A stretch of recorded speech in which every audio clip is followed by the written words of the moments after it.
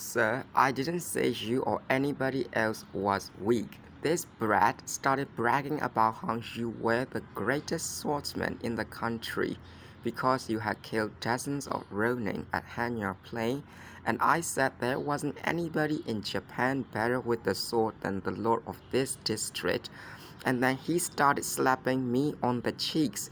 Musashi laughed. I see, he shouldn't have done that, and I'll give him a good scolding.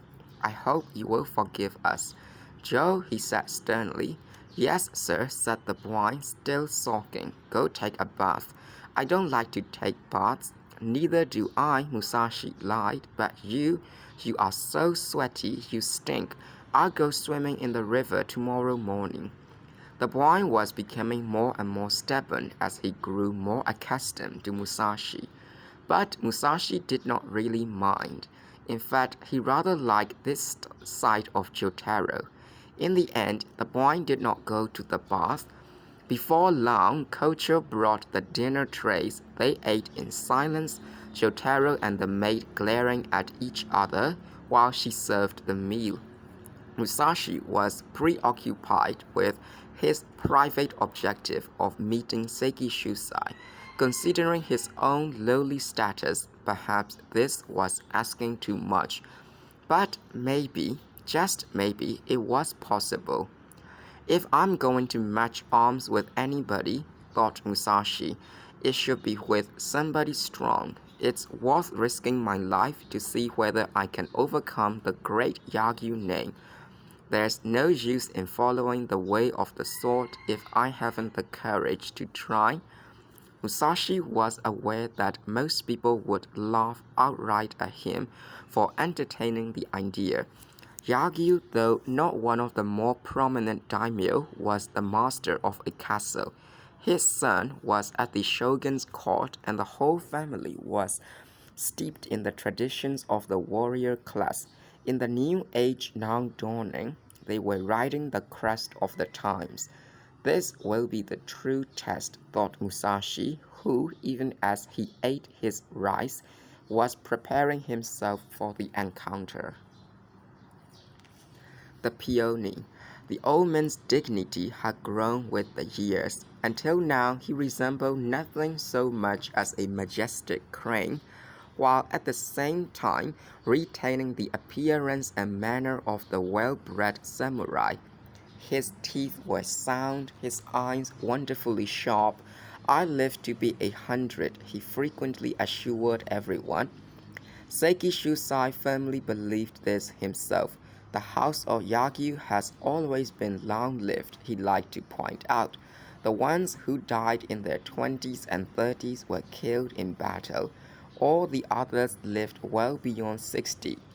Among the countless wars he himself had taken part in were several major ones, including the revolt of the Miyoshi and the battles marking the rise and fall of the Matsunaga and Oda families. Even if Seiki Shusai had not been born in such a family, his way of life and especially his attitude after he reached old age gave reason to believe he would live to reach 100. At the age of 47, he had decided for personal reasons, to give up warfare. Nothing since had altered this resolution. He had turned a deaf ear to the entreaties of the shogun Ashikaga Yoshiaki, as well as to repeated requests from Nobunaga and Hideyoshi to join forces with them. Though he lived almost in the shadow of Kyoto and Osaka, he refused to become embroiled in the frequent battles of those centers of power and intrigue. He preferred to remain in Koyagyū, like a bear in a cave, and tend his 15,000 bushel estate in such a way that it could be handed on to his descendants in good condition. Seiki Shusai once remarked, I've done well to hold on to this estate in this uncertain age when leaders rise today and fall tomorrow. It's almost incredible that this one small castle has managed to survive intact. This was no exaggeration. If he had supported Yoshiaki, he would have fallen victim to Nobunaga, and if he had supported Nobunaga, he might well have run afoul of Hideyoshi. Had he accepted Hideyoshi's patronage, he would have been dispossessed by Ieyasu after the Battle of Sekigahara. His perspicacity, which people admired, was one factor, but to survive in such turbulent times, Sekishusai had to have an inner fortitude lacking in the ordinary samurai of his time. They were all too apt to side with a man one day and shamelessly desert him the next, to look after their own interests, with no thought to propriety or integrity, or even to slaughter their own kinsmen should they interfere with personal ambitions. I am unable to do things like that, Sekishusai said simply, and he was telling the truth. However, he had not renounced the art of war itself. In the alcove of his living room hung a poem he had written himself. It said, "I have no clever method for doing well in life. I rely only on the art of war. It is my final refuge." When he was invited by Ieyasu to visit Kyoto, Sekishusai found it impossible not to accept and emerge from decades of serene seclusion to make his first visit to the shogun's court. With him he took his fifth son, Munenori, who was 24, and his grandson Hyogo, then only 16. Ieyasu not only confirmed the venerable old warrior in his land holdings, but asked him to become tutor in the martial arts to the house of Tokugawa. Sekishusai, declining the honor on grounds of age, requested that Munenori be appointed in his stead, and this met with Ieyasu's approval. The legacy Munenori carried with him to Edo encompassed more than a superb ability in martial arts, for his father had also passed on to him a knowledge of the higher plane of the art of war that enables a leader to govern wisely. In Sekishusai's view, the art of war was certainly a means of governing the people, but it was also a means of controlling the self. This he had learned from Lord Koizumi, who, he was fond of saying, was the protective deity of the Yagyu household. The certificate Lord Koizumi had given him to attest to his mastery of the Shinkage style of swordsmanship was always kept on a shelf in Sekishusai's room, along with a 4-volume manual of military techniques presented him by his lordship. On anniversaries of Lord Koizumi's death, Sekishusai never neglected to place an offering of food before these treasured possessions. In addition to descriptions of the hidden sword techniques of the Shinkage style, the manual contained illustrative pictures, all by the hand of Lord Koizumi himself. Even in his retirement, Sekishusai took pleasure in rolling the scrolls out and looking through them. He was constantly surprised to rediscover how skillfully his teacher had wielded the brush. The pictures show people fighting and fencing in every conceivable position and stance. When Sekishusai looked at them, he felt that the swordsmen were about to descend from heaven to join him in his little mountain house. Lord Koizumi had first come to Koyagyū Castle when Sekishusai was 37 or 38 and still brimming with military ambition. His lordship, together with 2 nephews, Hikida Bangoro and Suzuki Ihaku, was going around the country seeking experts in the martial arts, and one day he arrived at the Hosoin. This was in the days when Ine often called at the Koyagyū Castle, and Ine told Sekishusai about the visitor. That was the beginning of their relationship. Sekishusai and Koizumi held matches for 3 days in a row. In the first bout, Koizumi announced where he would attack, then proceeded to take the match doing exactly as he had said. The same thing happened the second day, and Sekishusai, his pride injured, concentrated on figuring out a new approach for the third day.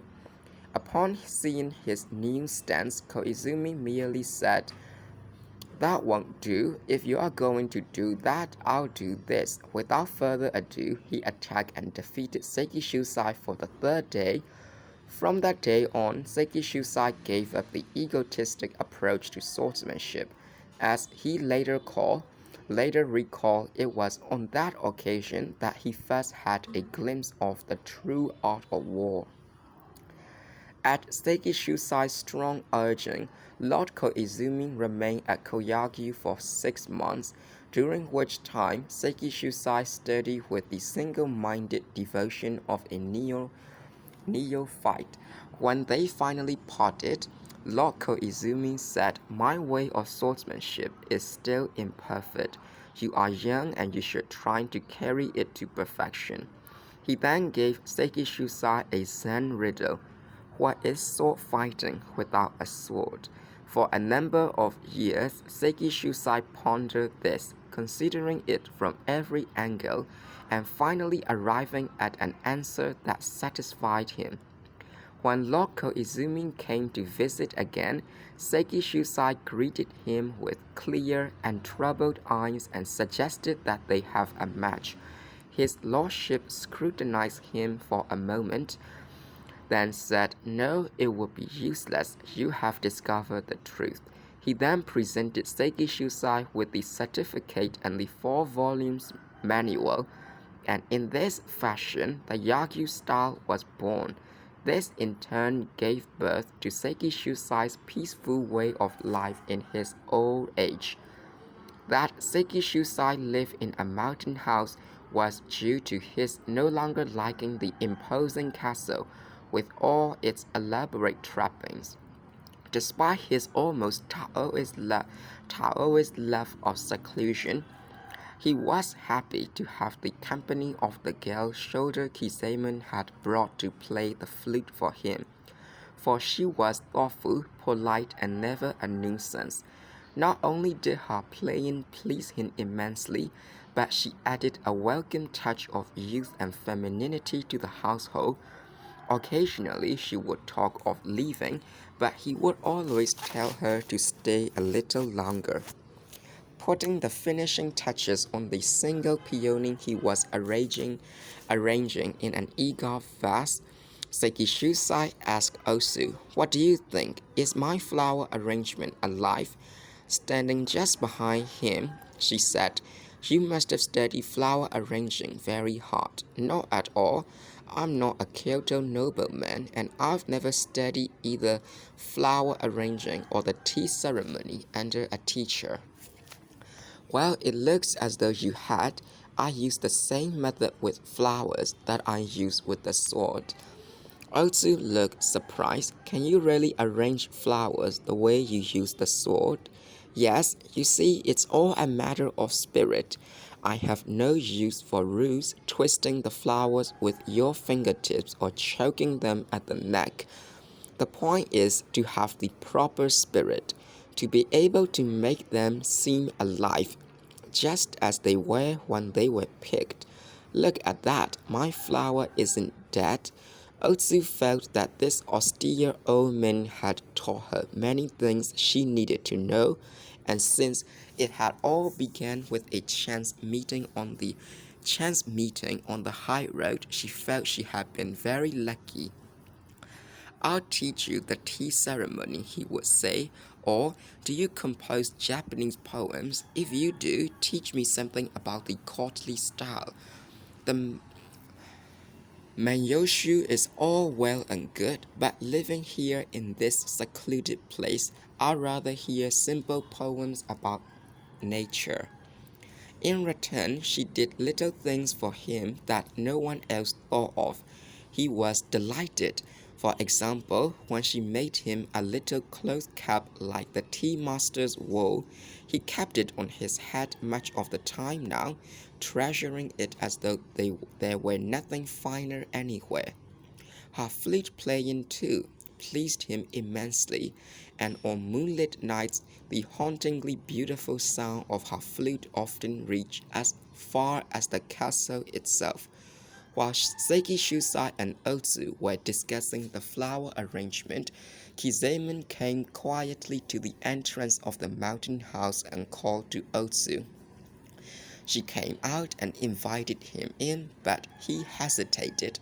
"Would you let his lordship know I have just come back from my errand?" he asked.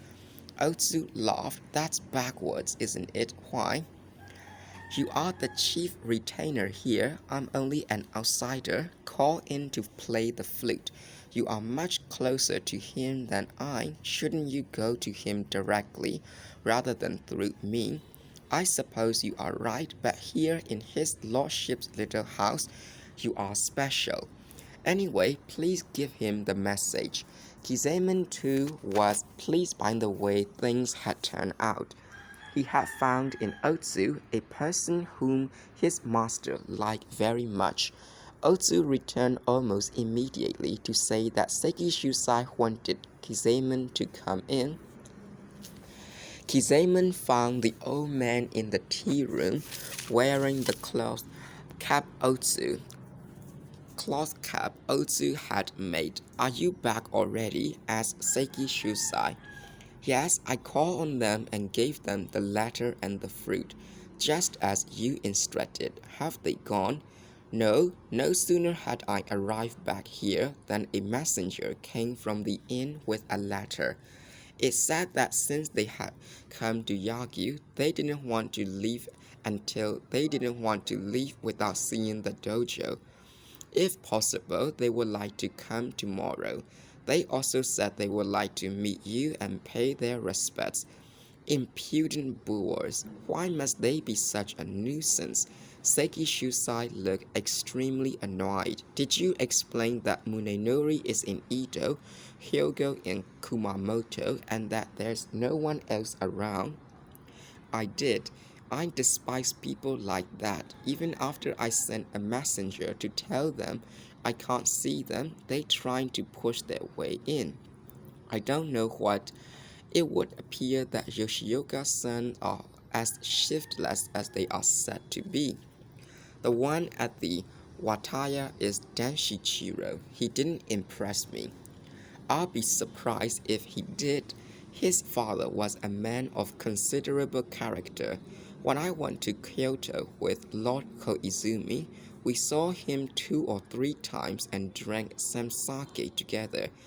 It appears that the house has gone downhill since then." The young man seems to think that being Kambo's son gives him the right not to be refused entry here, and so he's pressing his challenge. But from our viewpoint, it makes no sense to accept the challenge and then send him away beaten. This Denshichiro seems to have a good deal of self-confidence. If he wants so badly to come, perhaps I myself should take him on. "No, don't even consider it. These sons of famous people usually have a high opinion of themselves. Moreover, they are prone to try and twist things to their own advantage. If you were to beat him, you can depend on it that he would try to destroy our reputation in Kyoto. As far as I'm concerned, it makes no difference, but I don't want to burden Munenori or Hyogo with something like that." "What shall we do then?" "The best thing would be to appease him in some way. Make him feel he's being treated the way a son from a great house should be treated. Maybe it was a mistake to send a man to see him." Shifting his gaze to Otsu, he continued, "I think a woman would be better. Otsu is probably just the right person." "All right," she said. "Do you want me to go now?" "No, there's no hurry. Tomorrow morning will do." Seiki Shusai quickly wrote a simple letter. of the sort a tea master might compose, and handed it to Otsu, with a peony like the one he had put in the vase. Give these to him and tell him that you have come in my stead because I have a cold. Let's see what his answer is. The next morning, Otsu draped a long veil over her head. Although veils were already out of style in Kyoto, even among the higher classes, the upper and middle class women in the provinces still prized them. At the stable, which was in the outer grounds of the castle, she asked to borrow a horse. The keeper of the stables, who was busy cleaning up, asked, "Oh, are you going somewhere?" "Yes, I have to go to the Wataya on an errand for his lordship." "Shall I go with you?" "There's no need for that. Will you be alright?" "Of course, I like horses. The ones I used to ride in Mimasaka were wild, or nearly so." As she rode off, the reddish-brown veil floated in the wind behind her. She rode well, holding the latter and the slightly wary Peony in one hand, and deftly handling the horse with the other. Farmers and workers in the field waved to her, for in the short time she had been here, she had already become fairly well known among the local people, whose relations with Sekishusai were much friendlier than were usual between lord and peasants. The farmers here all knew that a beautiful young woman had come to play the flute for their lord, and their admiration and respect for him were extended to Otsu. Arriving at the Wataya, she dismounted and tied her horse to a tree in the garden. "Welcome," called Kocha, coming out to greet her. "Are you staying for the night?" "No, I've just come from Koyagyū Castle with a message for Yoshioka Denshichiro. He's still here, isn't he?" "Would you wait a moment, please?"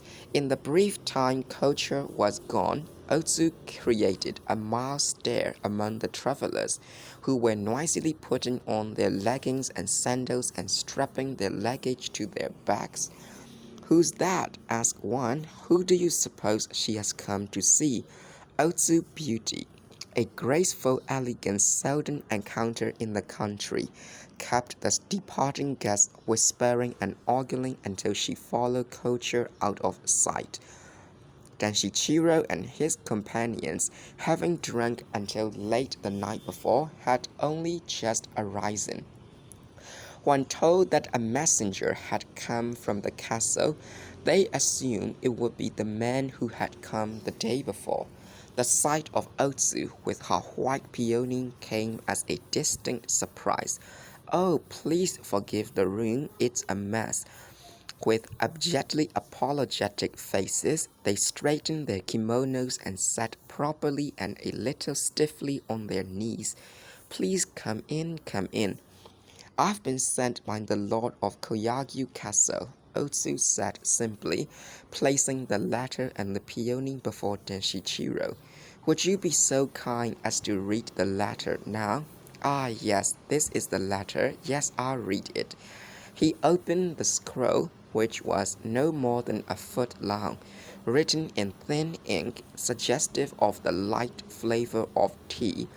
It said, "Forgive me for sending my greetings in a letter rather than meeting you in person, but unfortunately I have a slight cold. I think a pure white peony will give you more pleasure than the runny nose of an old man. I send the flower by the hand of a flower, with the hope that you will accept my apology. My ancient body rests outside the everyday world. I hesitate to show my face. Please smile with pity on an old man." Denshichiro sniffed with contempt and rolled up the letter. "Is that all?" he asked. "No, he also said that although he would like to have a cup of tea with you, he hesitates to invite you to his house, because there is no one there but warriors ignorant of the niceties of tea. Since Munenori is away in Edo, he feels that the serving of the tea would be so crude as to bring laughter to the lips of people from the imperial capital. He asked me to beg your pardon and tell you that he hopes to see you on some future occasion. Ha ha, exclaimed Danshichiro, putting on a suspicious face. If I understand you correctly, Seki Shusai is under the impression we were looking forward to observing the niceties of the tea ceremony. To tell the truth, being from samurai families, we don't know anything about tea. Our intention was to inquire personally after Seki Shusai's health and persuade him to give us a lesson in swordsmanship. He understands that perfectly, of course, but he's spending his old age in retirement and has acquired the habit of expressing many of his thoughts in terms of tea. In obvious disgust, Danshichiro replied, "Well, he hasn't left us any choice but to give up. Give up. Please tell him that if we come again, we would like to see him." He handed the peony back to Otsu. "Don't you like it? He thought it might cheer you up on the road. He said you might hang it in the corner of your palanquin, or if you're on horseback, attach it to your saddle." He meant it to be a souvenir. Danshichiro lowered his eyes as though insulted, then with a sour face said, "This is ridiculous. You can tell him we have peonies of our own in Kyoto." If that was the way he felt, Otsu decided there was no point in pressing the gift on him. Promising to deliver his message, she took her leave as delicately as she would have removed the bandage from an open sore. In ill temper, her host barely acknowledged her departure. Once in the hallway, Otsu laughed softly to herself, glanced at the shiny black floor leading to the room where Musashi was staying, and turned in the other direction. Koyagyū came out of Musashi's room and ran to catch up with her. "Are you leaving already?" she asked. "Yes, I've finished what I came to do." "Mine, that was fast, wasn't it?" Looking down at Otsu's hand, she asked, "Is that a peony? I didn't know they bloom white." "Yes, it's from the castle garden. You can have it if you like." "Oh, please," said Koyagyū, stretching out her hands. After bidding Otsu goodbye, Koyagyū went to the servants' quarters and showed everyone the flower. Since no one was inclined to admire it, she went disappointedly back to Musashi's room. Musashi, sitting by the window with his chin in his hands, was gazing in the direction of the castle and thinking hard about his objective. How could he manage, first, to meet Seki Shusai, and second, to overcome him with his sword? "Do you like flowers?" Koyagyū asked as she entered. "Flowers?" She showed him the peony. It's nice. Do you like it?" "Yes. It's supposed to be a peony. A white peony, is it? Why don't you put it in the vase over there? I don't know how to arrange flowers. You do it." "No, you do it. It's better to do it without thinking how it's going to look." "Well, I'll go and get some water," she said, taking the vase out with her. Musashi's eye happened to light on the cat end of the peony stem. His head tilted in surprise, though he couldn't pinpoint what it was that attracted his attention. Casual interest had become intent scrutiny. By the time Koyagyū came back, she put the vase in the alcove and tried sticking the peony in it, but with poor results. "The stem's too long," said Musashi. "Bring it here. I will cut it. Then, when you stand it up, it will look natural." Koyagyū brought the flower over and held it up to him. Before she knew what had happened, she had dropped the flower and burst into tears. Small wonder, for in that split second, Musashi had whipped out his short sword, uttered a vigorous cry, and slashed through the stem between her hands, and resheathed his sword. To Koyagyū, the glint of steel and the sound of the sword snapping back into its scabbard seemed simultaneous. Making no attempt to comfort the terrified girl, Musashi picked up the piece of stem he had cut off and began comparing one end of it with the other. He seemed completely absorbed. Finally, taking notice of her distraught state, he apologized and patted her on the head. Once he had coaxed her out of her tears, he asked, "Do you know who cut this flower?" "No, it was given to me." "By whom?" "A person from the castle." "One of the samurai?" "No, it was a young woman." Then you think the flower came from the castle?" "Yes, she said it did." "I'm sorry I scared you. If I buy you some cakes later, will you forgive me? In any case, the flower should be just right now." "Try putting it in the vase. Will this do?" "Yes, that's fine." Koyagyū had taken an instant liking to Musashi, but the flash of his sword had chilled her to the marrow.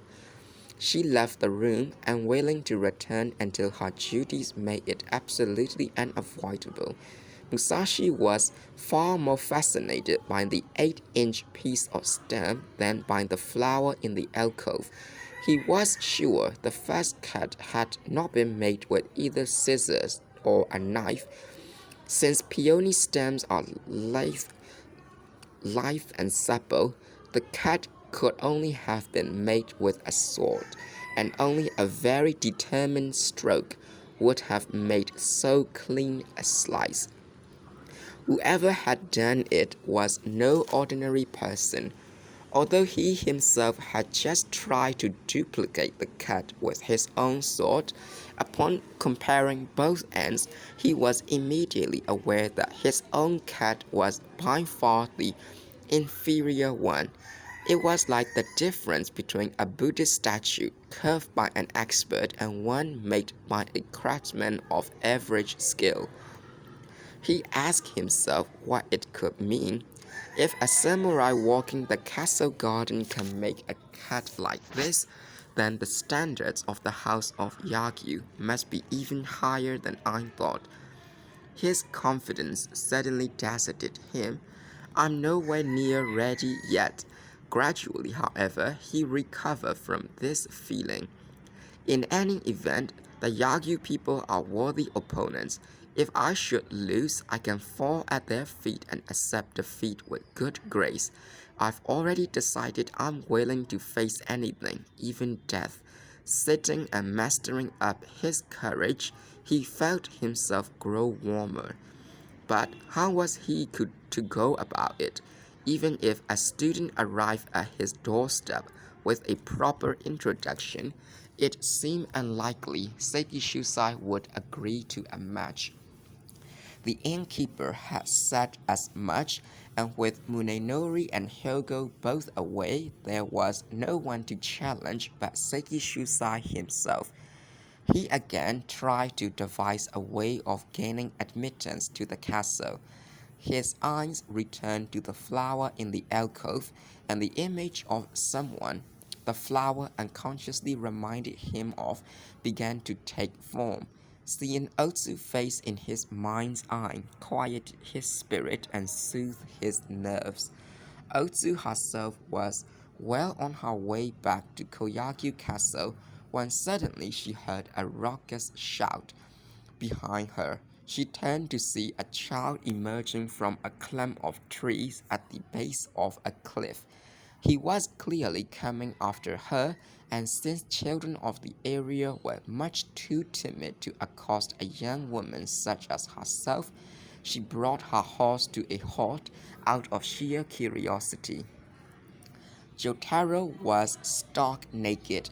His hair was wet and his clothes were rolled up in a ball under his arm. And abashed by his nudity, he said, "You are the lady with the flute. Are you still staying here?" Having eyed the horse with distaste, he looked directly at Otsu.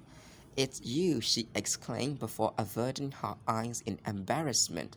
The little boy who was crying on the Yamato High Road.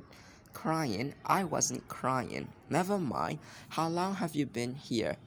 Just came the other day. By yourself? No, with my teacher. Oh, that's right. You did say you were studying swordsmanship, didn't you? What are you doing with your clothes off? I don't think I would jump in the river with my clothes. You don't think I would jump in the river with my clothes on, do you? River, but the water must be freezing. People around here would laugh at the idea of going swimming this time of year. I wasn't swimming, I was taking a bath. My teacher said I smelled sweaty, so I went to the river. Otsu chuckled. Where are you staying? At the Wataya. Why, I've just come from there. Too bad you didn't come to see us.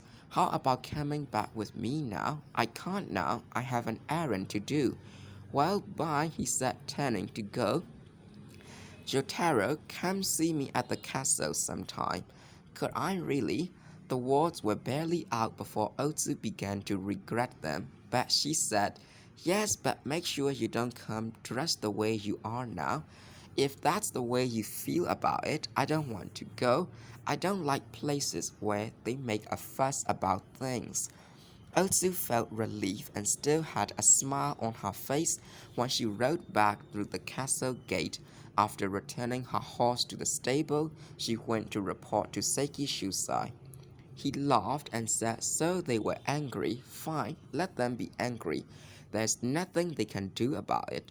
After a moment, he seemed to remember something else. Did you throw the peony away? He asked. She explained that she had given it to the maid at the inn, and he nodded his approval. Did the Yoshioka boy take the peony in his hand and look at it? He asked. Yes, when he read the letter, and he just handed it back to me. He didn't look at the stamp. Not that I noticed. He didn't examine it or say anything about it. No, it's just as well that I refuse to meet him. He's not worth meeting. The house of Yoshioka might just as well have ended with Kambo. The Koyagyū dojo could quite appropriately be described as grand. Situated in the outer grounds of the castle, it had been rebuilt around the time when Seiki Shusai was 40, and the sturdy timber used in its construction gave it an air of indestructibility. The gloss of the wood acquired over the years seemed to echo the rigors of the men who had undergone training here, and the building was ample enough to have served as samurai barracks during times of war. Lightly, not with your sword point, with your gut, shoulder Kizaemon, seated on a slightly elevated platform and clad in underrobe and hakama, was roaring angry instructions at two aspiring swordsmen. Do it again, you don't have it right at all. The target of Kizaemon's scolding was a pair of Koyagyū samurai, who, though dazed and bathed in sweat, fought doggedly on.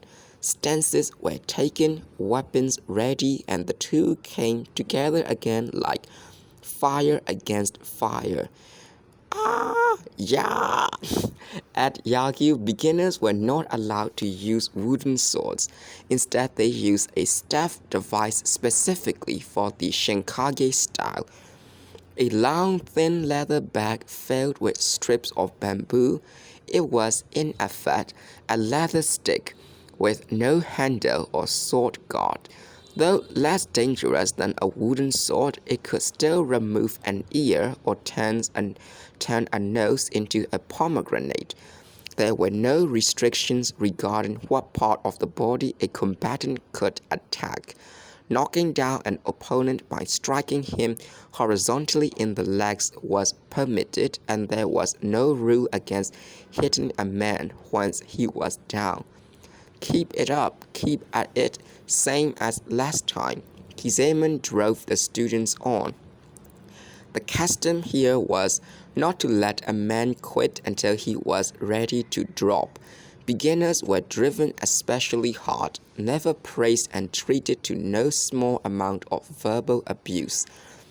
Because of this, the average samurai knew that entering into the service of the house of Koyagyū was not something to be taken lightly.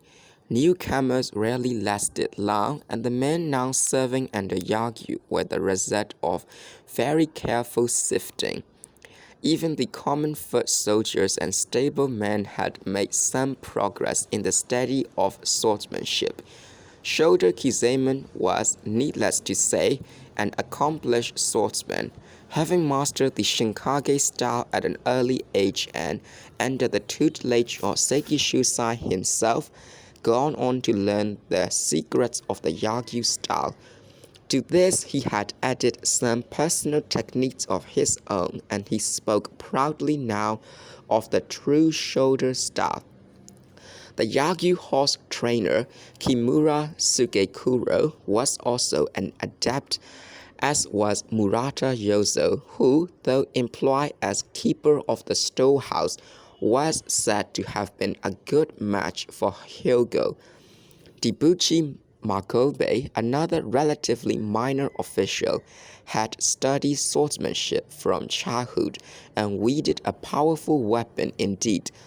The Lord of Ichizen had tried to persuade Dibuchi to come into his service, and the Tokugawas of Kii had tried to lure Murata away, but both of them had chosen to stay in Koyagyū, though the material benefits were fewer. The house of Koyagyū, now enjoying a peak in its fortunes, was turning out a seemingly unending stream of great swordsmen. By the same token, the Koyagyū samurai were not recognized as swordsmen until they had proved their ability by surviving the merciless regimen. You there called Kizaemon to a god passing by outside. He had been surprised by the sight of Jōtarō following along after the soldier. "Hello," shouted Jōtarō in his friendliest manner. "What are you doing inside the castle?" asked Kizaemon sternly. "The man at the gate brought me in," answered Jōtarō truthfully enough. "He did he?" To the god he said, "Why didn't you bring this boy here? He said he wanted to see you." "Why did you bring this boy here? He said he wanted to see you." "Do you mean to say you brought this child here on his word alone?" "Boy? Yes, sir. This is no playground. Get along with you." "But I didn't come to play. I brought a letter from my teacher." "From your teacher? Didn't you say he was one of those wandering students?" "Look at the letter, please." "I don't need to." "What's the matter? Can't you read?" Kizaemon snorted. "Well, if you can read, read it." "You are a tricky brat. The reason I said I don't need to read it is that I already know what it says. Even so, wouldn't it be more polite to read it? Student warriors swarm here like mosquitoes and maggots. If I took time to be polite to all of them, I wouldn't be able to do anything else. I feel sorry for you, however, so I'll tell you what the letter says, alright? It says that the writer would like to be allowed to see our magnificent dojo, that he would like to bask even for a minute in the shadow of the greatest master in the land, and that for the sake of all those successors who will follow the way of the sword, he would be grateful to have a lesson bestowed upon him. I imagine that's about the long and short of it." Jotaro's eyes rounded. "Is that what the letter says?" "Yes, so I don't need to read it, do I?" Let it not be said, however, that the house of Koyagyū cold-heartedly turns away those who call upon it. He paused and continued, as though having rehearsed the speech. "As the god there to explain everything to you. When student warriors come to this house, they enter through the main gate and proceed to the middle gate, to the right of which is a building called Shin-Indo. It is identified by a hanging wooden plaque. If they apply to the caretaker there, they are free to rest for a while, and there are facilities for them to stop over for a night or two. When they leave, they are given a small amount of money to help them along the way. Now, the thing for you to do is to take this letter to the caretaker at the Shin-Indo. Understand? No, said Jōtarō. He shook his head and raised his right shoulder slightly. Listen, sir. Well, you shouldn't judge people by their appearance. I'm not the son of a beggar. I do have to admit you have a certain knack with words. Why don't you just take a look at the letter? It may say something completely different from what you think. What would you do then? Would you let me cut off your head? Hold on a minute. Kizaemon laughed, and his face, with its red mouth behind his spiky beard, looked like the inside of a broken chestnut burr. No, you can't cut my head off. Well then, look at the letter. Come in here. Why? Jōtarō had a sinking feeling he had gone too far. I admire your determination not to let your master's message go undelivered. I'll read it. And why shouldn't you? You are the highest ranking official in the house of Koyagyū, aren't you? You wield your tongue superbly. Let's hope you can do the same with your sword when you grow up. He broke the seal of the letter and silently read Musashi's message. As he read, his face became serious. When he was finished, he asked, "Did you bring anything along with this letter?" "Oh, I forgot.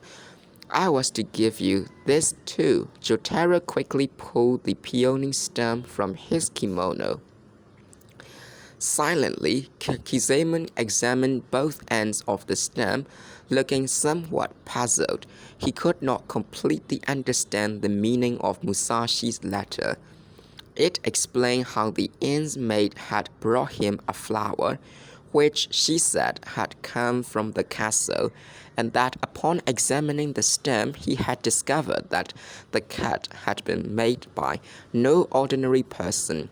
The message continued, "After putting the flower in a vase, I sense some special spirit about it, and I feel that I simply have to find out who made that cut. The question may seem trivial, but if you would not mind telling me which member of your household did it, I would appreciate your sending a reply by the boy who delivers my letter." That was all. No mention of the writer's being a student, no request for a bout. What an odd thing to write, thought Kizaemon.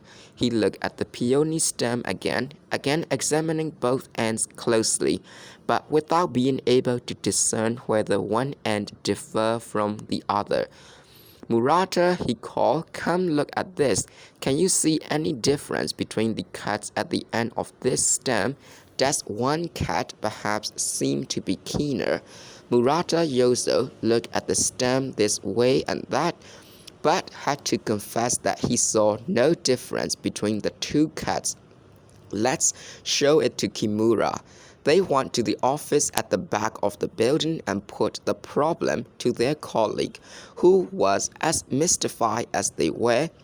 Debuchy, who happened to be in the office at the time, said, "This is one of the flowers the old lord himself cut the day before yesterday. Shoulder, weren't you with him at the time?" "No, I saw him arranging a flower, but I didn't see him cut it." "Well, this is one of the two he cut.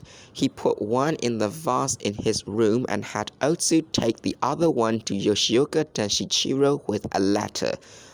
"Yes, I remember that," said Kizaemon, as he started to read Musashi's letter again. Suddenly he looked up with startled eyes. "This is signed Shimon Musashi," he said. "Do you suppose this Musashi is the Miyamoto Musashi who helped the Hozoin priest kill all that riff-raff at Hanyor Plain? It must be." Debuchy and Murata passed the letter back and forth, rereading it. "The handwriting has character," said Debuchy. "Yes," mumbled Murata. He seems to be an unusual person. If what the letter says is true, Kizemon said, and he really could tell that this stem had been cut by an expert, then he must know something we don't. The old master cut it himself, and apparently that's plain to someone whose eyes really see. Debuchy said, I'd like to meet him. We could check on this and also get him to tell us what happened at Hanya Plain, but rather than commit himself on his own, he asked Kimura's opinion. Kimura pointed out that since they weren't receiving any Shugyosha, they couldn't have him as a guest at the practice hall, but there was no reason why they couldn't invite him for a meal and some sake at the Shin-Indo. The irises were already in bloom there, he noted, and the wild azaleas were about to bloom. They could have a little party and talk about swordsmanship and things like that. Musashi would, in all likelihood, be glad to come, and the old lord certainly wouldn't object if he heard about it. Kizemon slapped his knee and said, "That's a splendid suggestion. It will be a party for us too," Murata added. "Let's send him an answer right away." As he sat down to write the reply, Kizemon said, "The boys outside, have him come in." A few minutes earlier, Jōtarō had been yawning and grumbling. How can they be so slow? When a big black dog caught his scent and came over to sniff at him. Thinking he had found a new friend, Jōtarō spoke to the dog and pulled him forward by the ears. "Let's wrestle," he suggested, then hugged the dog and threw him over. The dog went along with this, so Jōtarō caught him in his hands and threw him 2 or 3 more times. Then, holding the dog's jaws together, he said, "Now bark." This made the dog angry. Breaking away, he caught the skirt of Jōtaro's kimono with his teeth and tugged tenaciously. Now it was Jōtaro's turn to get mad. "Who do you think I am? You can't do that," he shouted. He drew his wooden sword and held it menacingly over his head. The dog, taking him seriously, started barking loudly to attract the attention of the guards. With a curse, Jōtarō brought his sword down on the dog's head. It sounded as though he had hit a rock. The dog hauled himself against the boy's back and, catching hold of his obi, brought him to the ground. Before he could get on his feet, the dog was at him again, while Jōtarō frantically tried to protect his face with his hands. He tried to escape, but the dog was right on his heels, the echoes of his barking reverberating through the mountains. Blood began to ooze between the fingers covering his face, and soon his own anguished howls drowned out those of the dog. Jōtaro's revenge. On his return to the inn, Jōtarō sat down before Musashi and with a smug look reported that he had carried out his mission. Several scratches crisscrossed the boy's face, and his nose looked like a ripe strawberry. No doubt he was in some pain, but since he offered no explanation, Musashi asked no questions. "Here's their reply," said Jōtarō, handing Musashi the letter from Shoda Kizemon and adding a few words about his meeting with the samurai, but saying nothing about the dog. As he spoke, his wound started to bleed again. "Will that be all?" he asked. "Yes, that's all, thanks." As Musashi opened Kizemon's letter, Jōtarō put his hands to his face and hurriedly left the room. Culture caught up with him and examined his scratches with worried eyes. "How did that happen?" she asked. "A dog jumped on me. Whose dog was it?" "One of the dogs at the castle." "Oh, was it that big black Kishu hound? He's vicious. I'm sure, strong as you are, you wouldn't be able to handle him. Why, he's beaten prowlers to death. Although they were not on the best of terms, Koyagyū led him to the stream out back and made him wash his face.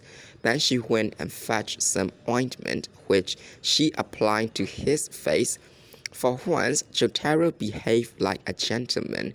When she had finished her ministrations, he bowed and thanked her over and over again. Stop bobbing your head up and down. You are a man after all, and it looks ridiculous. But I appreciate what you have done. Even if we do fight a lot, I still like you, she confessed. I like you too. Really? The parts of Jōtaro's face that showed between the patches of ointment turned crimson, and Koyagyū's cheeks burst into subdued flame. There was no one around. The sun shone through the pink peach blossoms.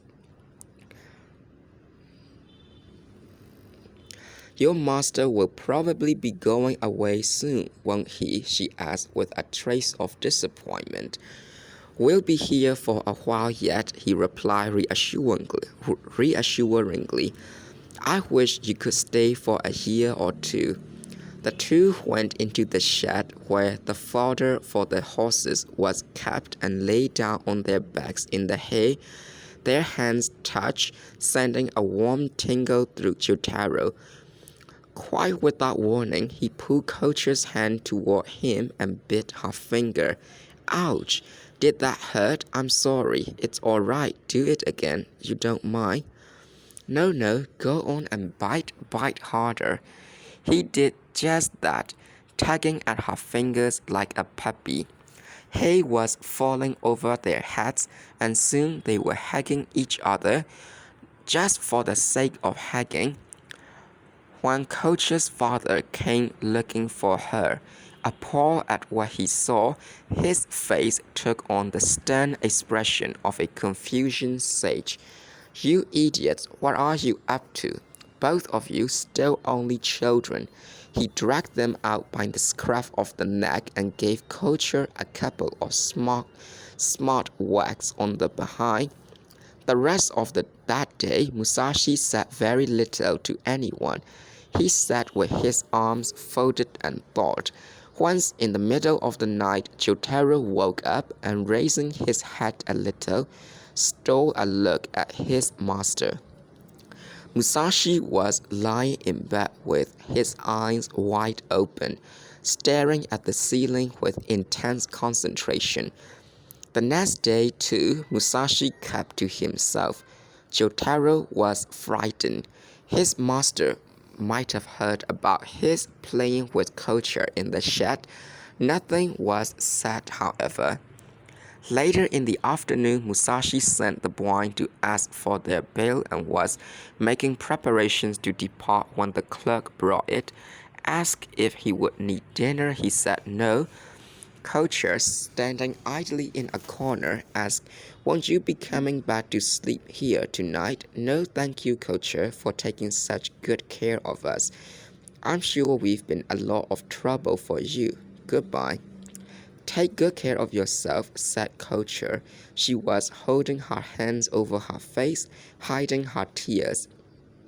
At the gate, the manager of the inn and the other maids lined up to see them off. Their setting off just before sunset seemed very odd. After walking a bit, Musashi looked around for Jōtarō. Not seeing him, he turned back toward the inn, where the boy was under the storehouse, saying farewell to Koyagyū. When they saw Musashi approaching, they drew hastily away from each other. Goodbye, said Koyagyū. Bye, called Jōtarō as he ran to Musashi's side. Though fearful of Musashi's eyes, the boy could not resist stealing backward glances until the inn was out of sight. Lights began to appear in the valley. Musashi, saying nothing and not once looking back, strode on ahead. Jōtarō followed along glumly. After a time, Musashi asked, Aren't we there yet? Where? At the main gate of Koyagyū Castle. Are we going to the castle?